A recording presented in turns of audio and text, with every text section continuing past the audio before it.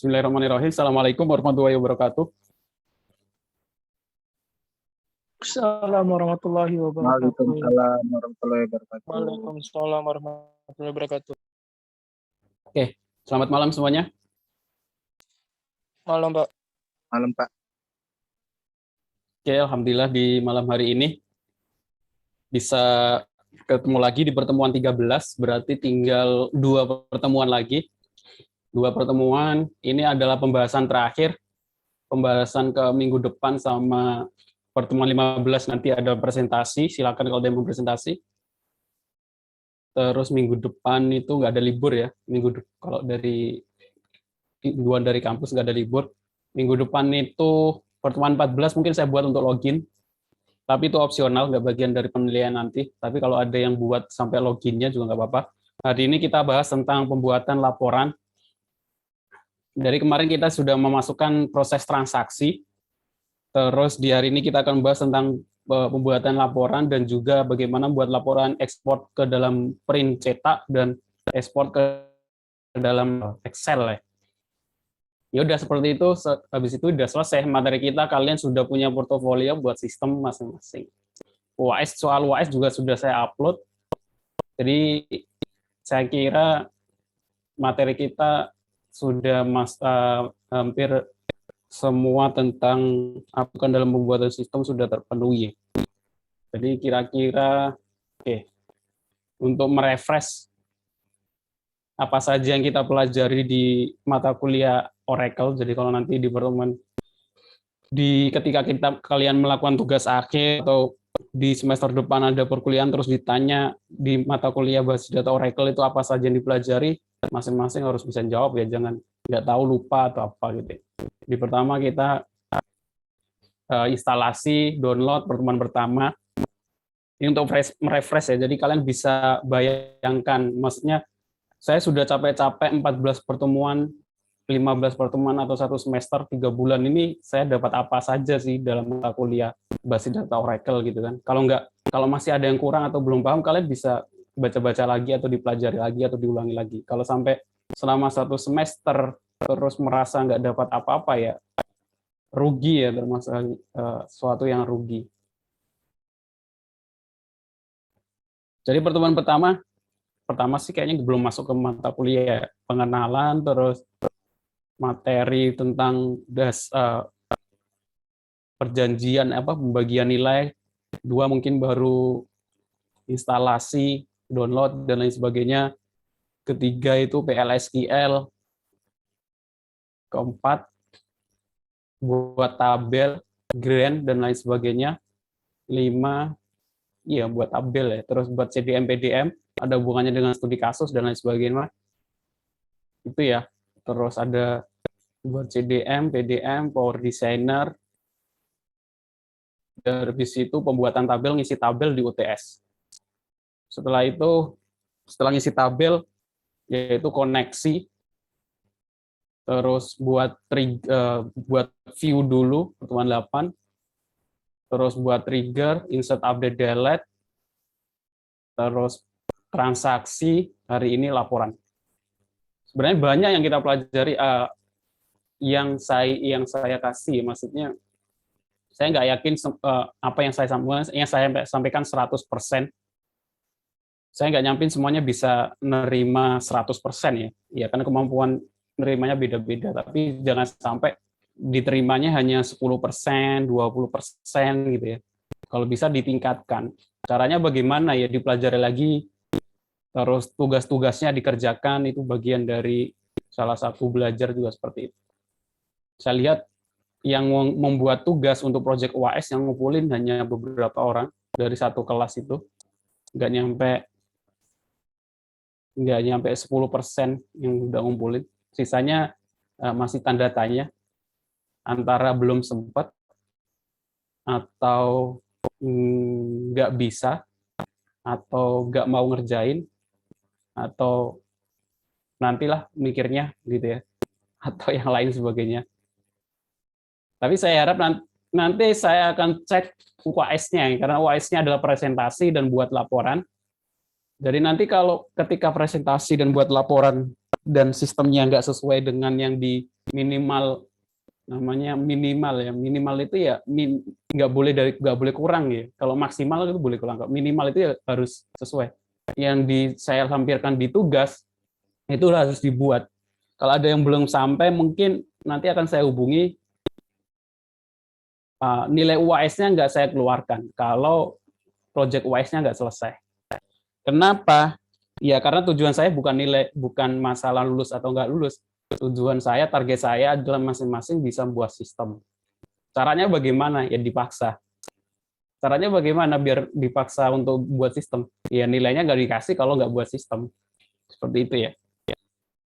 Jadi kalau sudah ngumpulkan, bukan berarti selesai tugas saya. Maksudnya selesai mata kuliah ini, lulus. Nggak seperti itu. Jadi kalau sudah ngumpulin UAS, terus saya lihat masih ada yang kurang, saya kontak untuk menyelesaikan. Jadi targetnya adalah selesai, bukan pengumpulan. Sudah ngumpulkan bukan berarti selesai. Gitu. Oke. Jadi disiapkan dari sekarang. Saya kira nggak susah, karena saya juga ngerjakan kan. Saya bukan yang silakan dikerjakan.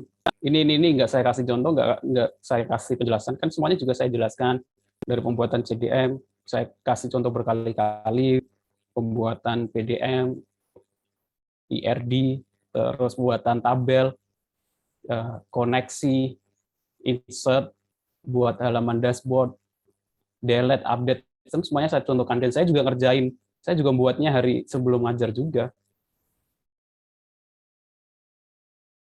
Jadi kalau saya menyempatkan buat, kalian juga harusnya ada waktu buat. Apalagi saya harus nyiapin banyak hal, termasuk dari reminder perkuliahan, koreksi. Semua tugas saya itu koreksinya individu ya, dan semua yang saya ajar. Jadi ketahuan, maksudnya ya untuk memastikan bahwa kalian kerjakan sendiri. Kalau ada yang plagiat, biasanya langsung nggak saya kasih nilai, seperti itu. Oke, sekarang kita masuk ke laporan. Kemarin saya sudah bahas tentang pembuatan insert transaksi kan. Dari insert transaksi itu nggak tahu di kelas ini atau kelas nanti jam 8 ya, ada yang buat proses transaksi tapi insertnya itu menggunakan ID. Jadi dia buat program jual beli gitu kan. Di sini ada ID barang sama ID pembeli. Nah, kalau proses transaksi itu user harus memasukkan ID, ya agak memusingkan ya. Ada orang datang, terus kita kan nggak tahu, kita kan lebih tahu namanya daripada ID-nya dia berapa gitu ya. Jadi seperti itu. Kecuali kalau inputannya adalah sebuah scan barcode gitu ya. Sama seperti kayak cek harga gitu kan, daripada kita memasukkan namanya nggak tahu namanya apa, yang dibaca adalah barcode-nya. Barcode itu kan ID barangnya.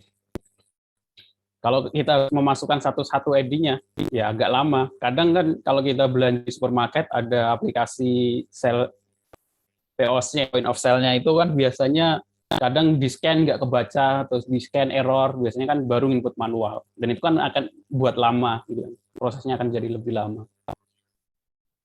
Oke, sebelum saya masuk ke mata kuliah hari ini, saya buat pendahuluan dulu apa yang lagi rame di masalah di dunia IT. Yang lagi rame sih sebenarnya metaverse.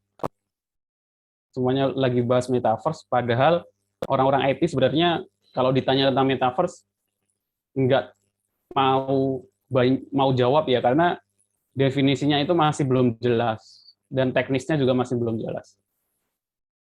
Sekarang mungkin ada yang bahas ini sudah ada metaverse, contoh metaverse.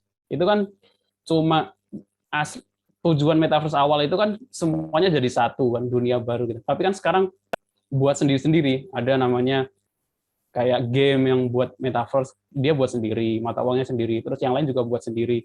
Nah itu juga tujuannya nggak seperti itu ya. Tujuannya itu semua metaverse itu ya jadi satu universe gitu ya, nggak beda sendiri-sendiri tiap perusahaan. Itu ya sama aja dengan sentralen istilahnya, bukan desentralen, bukan sentralisasi, tapi bukan desentralisasi, tapi sentralisasi masing-masing. Oke. Yang lagi rame tentang seorang profesor di Jepang dari Universitas Miyashita. Dia buat sistem buat layar sebenarnya, atau ini disebutnya TV ya. TV yang dia itu akan menampilkan makanan, terus bisa dirasakan makanannya ketika dijilat, lickable itu. Jadi sebuah profesor di Jepang buat sebuah layar yang bisa mengeluarkan rasa dari gambar yang muncul di layar itu. Bisa bau dan rasa. Penemuan seperti ini. Oke, sekarang pertanyaannya. Kira-kira algoritmanya bagaimana? Algoritma untuk buat seperti ini, ada yang tahu? Kira-kira algoritmanya bagaimana? Kelihatannya rumit ya, tapi padahal ini sederhana. Mungkin ada yang bisa ngira-ngira jawab caranya. Dari hardware-nya mungkin, Pak. Dari hardware-nya bagaimana? Jadi ada unsur-unsur dari makanan tersebut. Kalau lebih teknisnya bagaimana? Lebih teknisnya. Ini masuk akal. Ini namanya sebenarnya kebanyakan penelitian itu seperti ini sih. Judulnya itu bombastis dan lain sebagainya, biasa aja. Maksudnya bukan biasa sih. Maksudnya ya emang seperti itu. Maksudnya apa ya? Nggak ada yang wah gitu loh. Maksudnya sesuatu yang baru. Saya pertama kali baca juga pusing karena di sini nggak dijelasin. Biasanya emang nggak dijelasin. Sama si penelitian sih, saya meneliti tentang apa, nanti kan ada rumusan masalah, terus batasan masalahnya. Nah, batasan masalahnya itu nggak disebutin. Di sini nggak disebutin batasan yang bisa dirasakan itu apa saja. Sebenarnya ada batasannya. Makanya karena saya penasaran sebenarnya saya dapat cuma gambar seperti ini, akhirnya saya penasaran, cari di YouTube, akhirnya ketemu videonya. Television you can test. Caranya bagaimana? Kita lihat di video berikut. Bentar, nggak bisa di-play.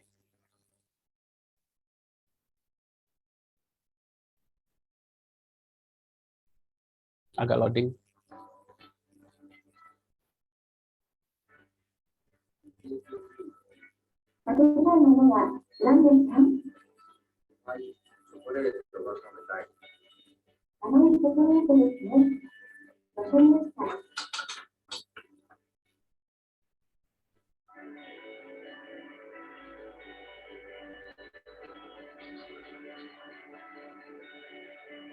Oke. Di sini udah kelihatan ya. Sebenarnya bukan benar-benar di depan di layarnya itu bisa mengeluarkan apa rasa. Ini ada layar. Bentar. Ini ada layar. Terus dikasih plastik dia. Nah, plastiknya yang disemprotkan makanan.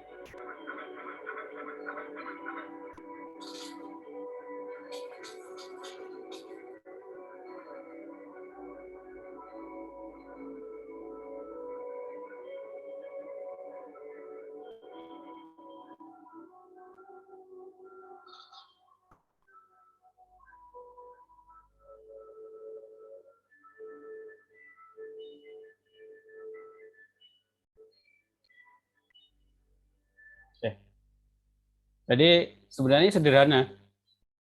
Sebenarnya bukan benar-benar layar ngeluarin warna, cuma di sini ada layar.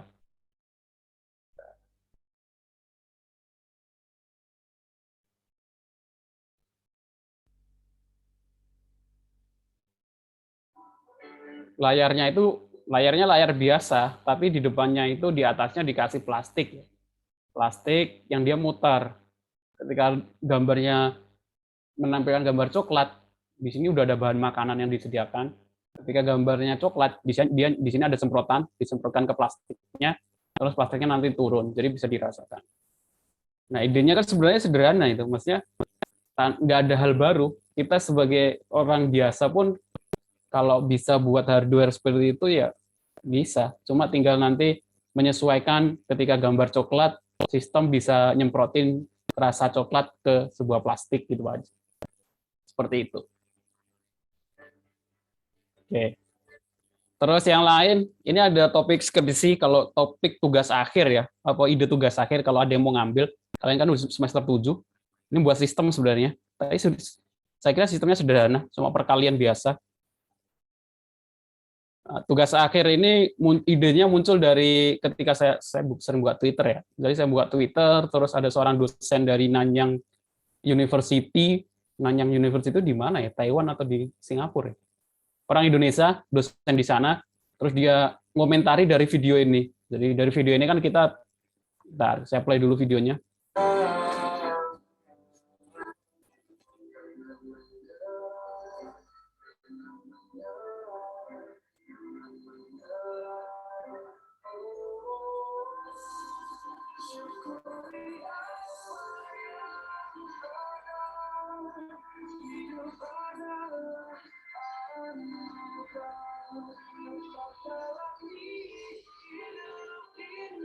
Ya, videonya seperti itu ya. Jadi selalu ada orang kalau pura-pura sibuk dalam kelompok tapi nggak ngerjakan sesuatu gitu ya. Nah, seorang dosen warga negara Indonesia, dosen di luar negeri, dari video ini dia akhirnya nge-share pengalaman dia ngajar di sebuah kampus tentang bagaimana ini bagi masalah sistem penilaian di tugas kelompok. Ini nama akunnya ya. Gimana perasaan kalau ngerjain tugas akhir, tugas kelompok secara kelompok, terus ada anggota kelompok yang gabut atau mager pas ngerjain, tapi dapat nilai yang sama dengan yang kerja keras. Nah, ini masalah ya. Kalau dalam penelitian ini masalah. Terus solusinya bagaimana? Kalau di sini dia punya sistem di sana, di Nanyang University itu ada istilahnya peer assessment nih. Tapi ini masih pakai kertas. Jadi kalian bisa implementasikan ke dalam sebuah sistem atau ke dalam sebuah aplikasi. Peer assessment itu teknisnya bagaimana? Teknisnya itu nilai tugas adalah nilai tugas kelompok, terus ditambah dengan persentase kontribusi, dikalikan dengan persentase kontribusi. Jadi nanti tiap anggota kelompok belum tentu dapat nilai yang sama karena nilai tugas kelompok dikalikan dengan persentase kontribusinya, nilai kontribusinya. Nah, kontribusinya itu yang ngasih siapa? Yang ngasih teman-temannya satu kelompok. Jadi untuk mengatasi tadi ada anggota kelompok yang nggak ngapa-ngapain tapi dapat nilai sama dengan yang anggota kelompok yang kerja keras, ya kita buat aja persentase kontribusinya itu kita nilai. Caranya bagaimana? Teknisnya seperti ini secara umum.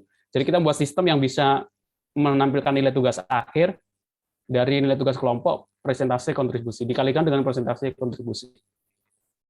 Nah, kalau di sini teknisnya kalau dia ngajar di Nanyang University itu setelah selesai tiap anggota kelompok itu ngisi sebuah peer assessment. Peer assessment itu saya namanya siapa gitu ya. Terus anggota kelompoknya siapa saja, terus dia ngasih nilai. Si A itu kontribusinya berapa persen? 100% kah, 80% atau enggak kontribusi sama sekali? Kalau di sini cuma ditetapkan 40, 60, 80 ya. Kalau kita buat sistem, kita bisa buat adaptif. Kita bisa ngisi 0% kalau dia nggak ngerjain sama sekali gitu. Jadi tiap kelompok menilai kontribusi anggota kelompok yang lain. Dari situ, nah teknisnya bagaimana? Contohnya kontribusi mahasiswa dihitung secara simpel seperti ini. Contohnya ada nama kelompok anggota kelompok namanya Erlangga. Nah, anggota Erlangga itu nilai kontribusinya berapa? Cara ngitungnya adalah anggota kelompok yang lain ngasih nilai berapa ke dia gitu ya. Soalnya di sini Luhut ngasih 60, Erik ngasih 80, Sri ngasih 100. Habis itu ya dibagi 80 artinya kontribusi dia 80%. Terus nilai dia berapa? Nilai dia adalah hasil nilai tugas kelompok. Contohnya nilai tugas akhir kelompoknya adalah 92. Jadi kalau dia kontribusinya 80%, ya 92 dikali 8%, jadi nilainya 73,6. Jadi nanti tiap kelompok, tiap orang nilainya beda-beda, sesuai dengan kontribusi. Nah ini kan sistem seperti ini masih manual kalau kita lihat yang ditweetkan sama dosen ini. Nah, dari sini kita bisa jadikan topik tugas akhir, nanti tinggal cari metodenya. Pasti ini ada metode, maksudnya metode penilaian seperti itu ada namanya. Nanti kita tinggal buat sistem, di situ login, daftar dulu, milih anggota kelompok, login, habis itu setelah itu dia bisa ngisi kontribusi temennya itu berapa. Nanti dosen masukkan nilai, akhirnya muncul nilai akhirnya berapa. Dibuat sistem.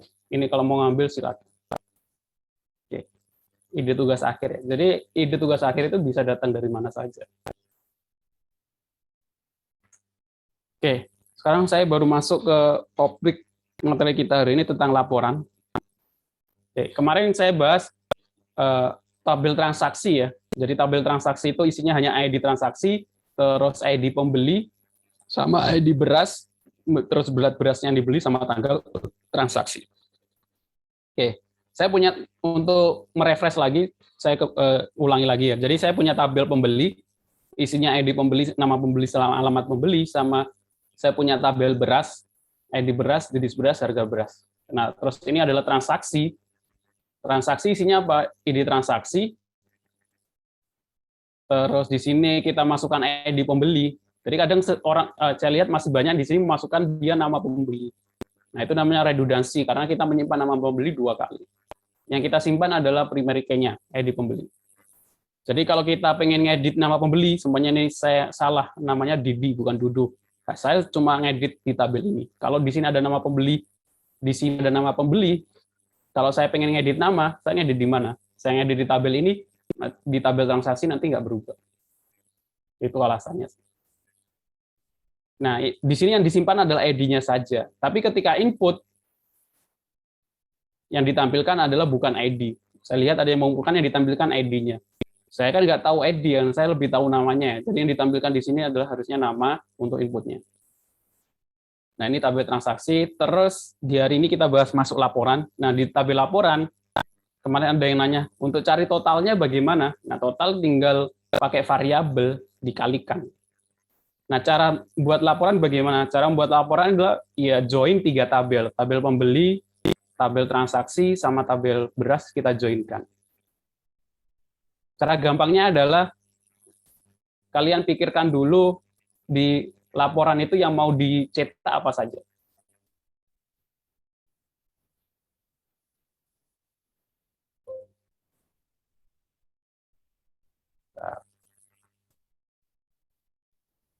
Jadi untuk teknis tips lebih mudah untuk buat laporan itu paling mudah lah. Pikirkan dulu field apa saja yang mau dilampirkan ya. Contohnya di sini saya pengen menampilkan tanggal transaksi.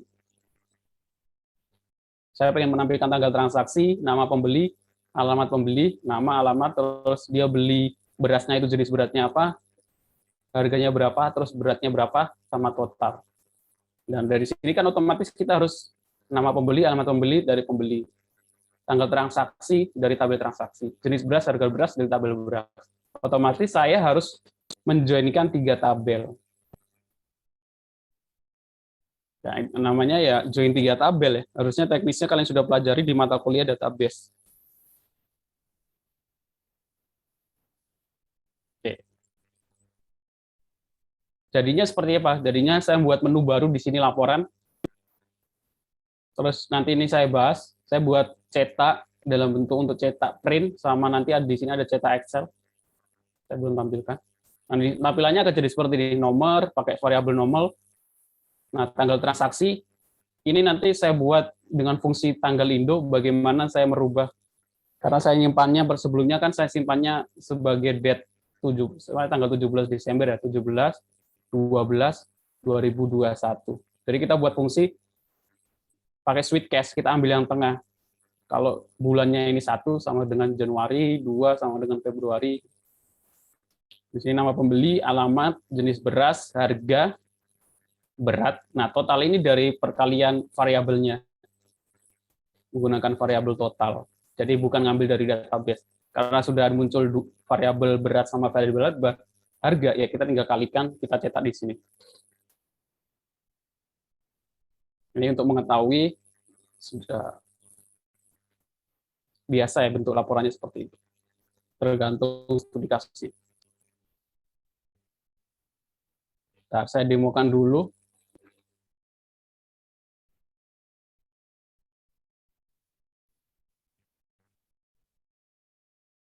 Jadi minimal ini sudah sesuai apa? Minimal UAS, ya minimal project UAS itu seperti ini ya. Jadi buat dashboard, nanti ada view-nya, terus buat tabel sesuai dengan tabel master istilahnya, data master, tergantung studi kasusnya masing-masing ya. Kalau di saya kan saya contoh sederhana, cuma master pembeli sama master beras. Masing-masing bisa insert, update, delete. Habis itu data transaksi. Nah, data transaksi ini yang muncul adalah nama, walaupun yang disimpan adalah ID-nya. Ya kan kita lebih mudah siapa yang beli gitu ya. Saya kasih contoh. Nah, di sini terus laporannya muncul di sini. Tanggal transaksi, nama pembeli, alamat, jenis barang, harga, berat, total. Kalian bisa tambahkan total semuanya juga bisa. Masalah perkalian biasa tinggal di total semua di dalam well. Sebenarnya saya buat transaksi baru. Ntar saya perbesar. Ada Messi beli Raja Lele 25 kilo. Terus kita submit, kita arahkan ke laporan. Nah, di sini langsung muncul 24 Desember Messi dari Bekasi beli Raja Lele harganya 12.000, beli 5, 15 kali 2, 60.000. Udah seperti itu sederhana. Nah, di sini ada fungsi print sama Excel. Nanti di minimal project kalian masing-masing ketika UAS juga bisa fungsi seperti ini. Mudah sebenarnya, nggak susah. Tak print, dia akan menuju ke cetak.php, terus kita menggunakan fungsi script print, cuma hanya fungsi script print, nanti akan seperti ini. Kita tinggal print, kalau ada printer yang connect, ya kita pilih connect-nya, kalau nggak ada, ya tinggal save as PDS, nanti akan mendownload PDF. Gitu ya. Terus untuk Excel, ini juga cuma pakai 2 sintak. Kita klik Excel, dia akan export ke dalam bentuk Excel. Nah, ini maksudnya laporan seperti ini. Kalau kita buka, nah, laporan, tanggal, mengetahui, manajer perusahaan, sesuai dengan. Cara buat ekspor bagaimana? Mudah. Kalau print, cuma 1 sintak. Yaitu ini, cuma pakai script print. Script print, tapi nanti kayak header, terus sidebar-nya itu dihilangin. Hanya bagian tabelnya saja, terus di bagian bawah kalian tambah script window.print. Contohnya bagaimana?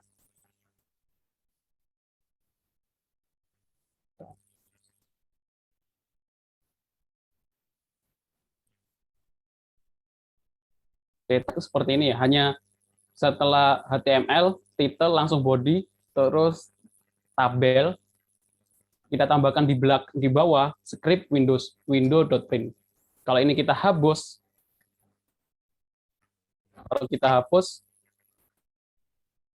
sebenarnya cuma tampilan HTML biasa. Nah, cuma seperti ini. Jadi kita hilangkan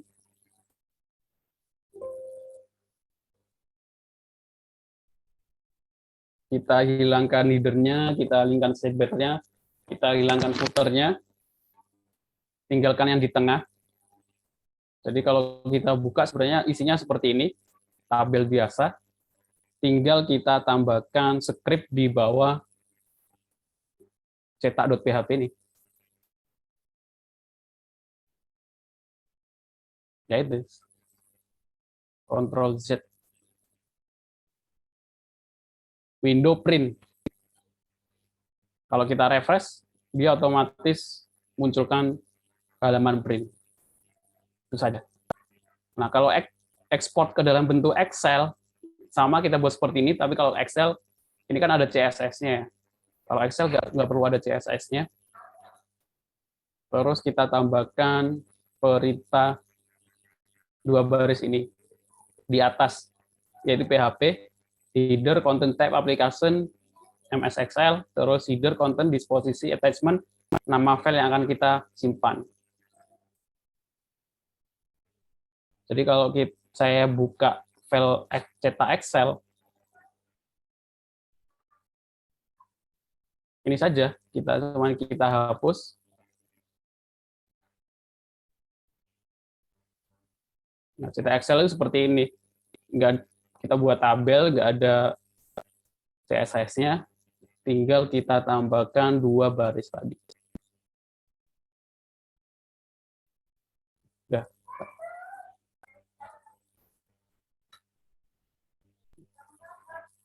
Kalau kita buka, dia akan download sebuah file Excel. Oke, sampai sini ada yang mau ditanyakan?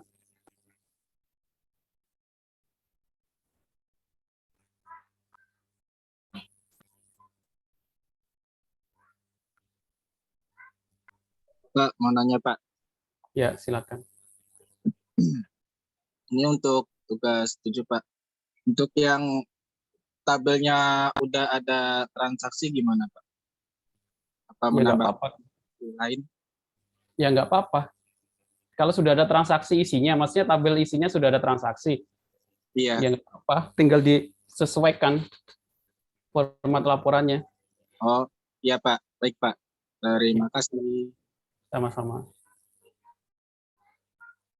Ada lagi yang mau ditanyakan?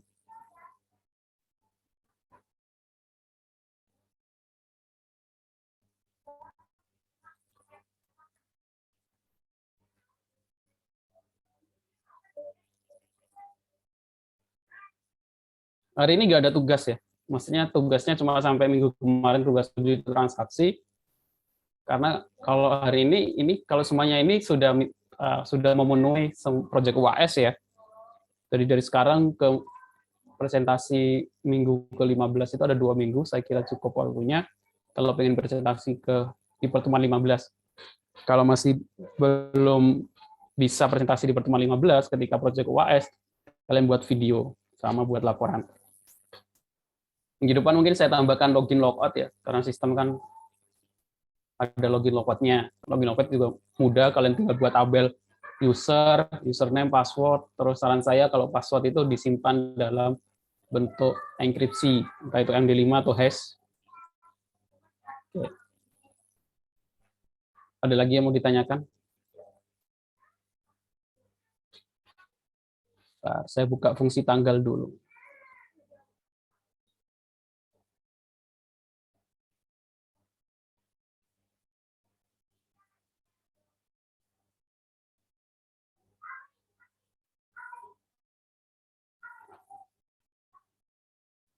Jadi fungsi tanggal itu tadi gunanya untuk merubah format yang sebelumnya saya nyimpannya itu dalam database kalau di Oracle-nya. Karena saya nyimpannya bukan sebagai apa namanya date, tapi sebagai varchar. Select bintang from transaksi. Biar lebih mudah sebenarnya. Nah, saya nyimpannya seperti ini ya, jadi tanggal, bulan, sama tahun. Nah, biar muncul 24 Desember 2021, saya buat fungsi Indo tanggal. Pertama kita ekstrak dulu. Cara ekstraknya menggunakan fungsi substring, operasi string ya. Kalau kalian aplikasi apapun sih pasti menemukan namanya operasi string. Bagaimana ekstrak sebuah variabel atau sebuah string. Di sini ada tanggal tadi variabelnya, substring. Nah, untuk mengambil tanggal menggunakan substring tanggal dari indeks ke 0 ke ada 2 digit, dia masuk ke tanggal. Terus bulannya kita get bulan. Kita panggil get bulan, fungsi get bulan ada di bawahnya. Jadi untuk menerjemahkan dari 1 ke Januari, kalau 12 ke Desember ya, kita buat fungsi get bulan, switch bulan, kalau ke 1 Januari, 2 Februari, 3 Maret. Nah, untuk ngambil bulannya, tadi kan semuanya 17, 12, 2021. Terus kita pengen ambil tengahnya ini, menggunakan substring, tanggal, variabel tanggal, dari indeks kedua, 2 digit, 0, 1, 2, 1, 2. Habis itu, karena kita panggil get bulan, variabel 12 ini masuk ke sini, terus kita switch cache, bulan itu 12, artinya nanti return-nya menjadi Februari, Desember. Di sini return tanggal, bulan, dan tahun. Makanya, itu untuk ketika di tabel transaksi, di sini munculnya nggak seperti dari database ya. Kalau dari database, isiannya seperti ini. Soalnya karena kita menggunakan fungsi, kita panggil tadi, menjadi lebih mudah dilihat gitu. 17 Desember 2021, 24 Desember 2021. Seperti itu. Terus totalnya bagaimana? Totalnya kita perkalian biasa. Makanya bahasa pemrograman mata kuliah pemrograman dasar, perkalian, pembagian, operasi aritmatika, fungsi, parameter itu ya penting di pemrograman apapun. Nah, di laporan, nah ini join tabelnya bagaimana? Contohnya di sini saya buat biar lebih mudah. Idealnya emang aturannya lebih bagus kita select satu-satu ya, select tanggal tren, from transaksi, nama pembeli, from ini, alamat pembeli. Sebenarnya itu juga lebih ideal, best practice gitu ya. Tapi biar lebih mudah, select bintang saja, select bintang semuanya. Select pembeli dot bintang, artinya dari tabel pembeli kita select semuanya, beras dot bintang, dari tabel beras kita select semua, transaksi dot bintang, dari transaksi kita select semua. Nanti baru kita bagian mana yang kita ingin cetak, ya kita cetak, yang lain biarkan. Triknya seperti itu biar lebih mudah. Tapi idealnya emang lebih bagus kalau kita select saja yang ingin kita tampilkan.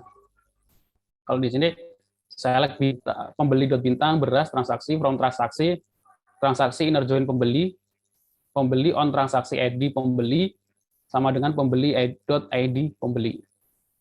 Dari transaksi ke pembeli, terus kita inner join-kan lagi beras on transaksi ID beras,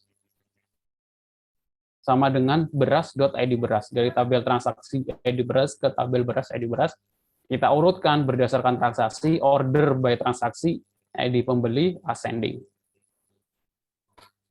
Ini baru 3 tabel ya. Kadang kalau di implementasi real bisa sampai 3, 4, 5 tabel ya. Saya kasih contoh teman saya buat sistem rumah sakit, tabelnya ada ratusan. Kemarin dia nge-share. Mana ya gambarnya? Saya cari dulu.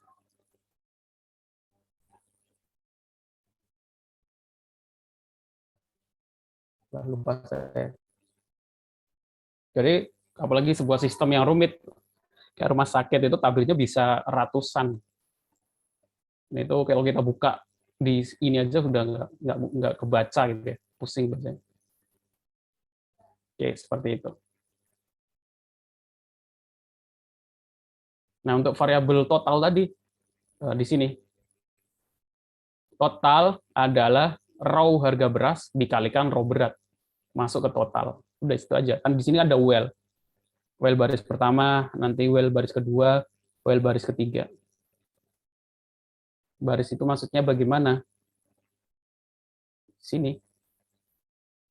Ini total baris pertama, total baris kedua, total baris kedua. Ini kan sebenarnya well ya. Ada yang pakai or, ada yang pakai well perulangan. Ya, ada yang mudahnya kan?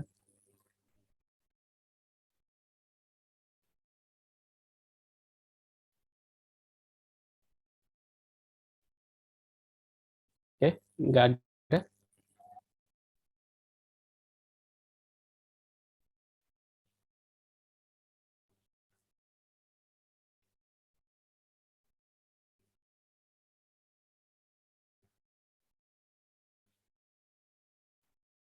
Nggak ada. Ini udah jadi sebuah sistem ya.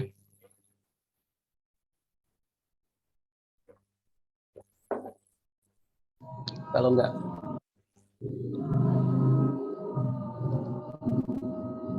ada yang ditanyakan, saya cukupkan perkuliahan kita hari ini. Jadi silakan dicicil. Karena saya lihat yang baru ngerjain cuma beberapa gelintir orang. Kelas ini sebenarnya nggak banyak sih. Jadi saya nggak kesulitan untuk ngoreksi semuanya satu-satu nanti ketika UAS. Cuma 20-an. Karena saya di kelas lain ada yang satu kelas kan 50. Kalau ini 20 kayaknya lebih dikit. Jadi pertama adalah koneksi dulu. Pastikan koneksinya bisa berjalan dengan baik. Kedua, kalau koneksi sudah berjalan, pastikan kalian sudah bisa menampilkan datanya. Ketiga, kalau sudah menampilkan data, kalian sudah bisa pertama koneksi, kedua setelah koneksi ya nampilkan data dulu. Kalau bisa nampilkan data, buat update datanya atau insert. Kalau sudah bisa insert, delete boleh, update, oh ini insert saja, terus update, kemudian delete. Ini udah setengah ya, habis itu tinggal tambahkan trigger, view, terus proses transaksi, export PDF sama Excel tadi bukan sesuatu yang susah. Jadi harusnya sih nggak ada masalah. Login opsional, kalau ada loginnya bagus. Karena sistemnya kan sistem user gitu ya, ada loginnya. Kalau ada loginnya kalian harus buat tab. Saya kira belum saya jarang yang udah buat tabel user ya.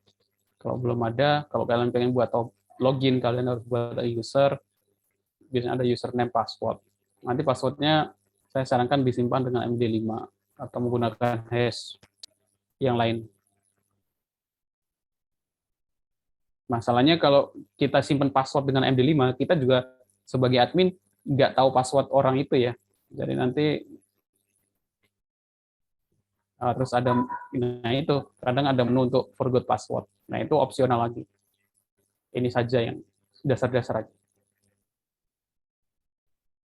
Ini belum walaupun nanti kalian bisa jadikan portofolio, tapi belum ya bisa lah disebut sebuah portofolio, tapi kurang, masih nggak 100% bisa diterapkan gitu ya. Kalau mau diimplementasikan, masih banyak yang harus ditambahkan.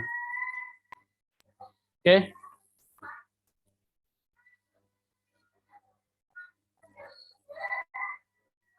Ada lagi yang mau ditanyakan? Nggak ada?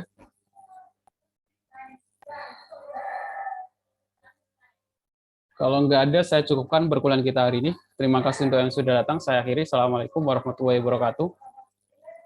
Waalaikumsalam warahmatullahi wabarakatuh. Waalaikumsalam warahmatullahi wabarakatuh.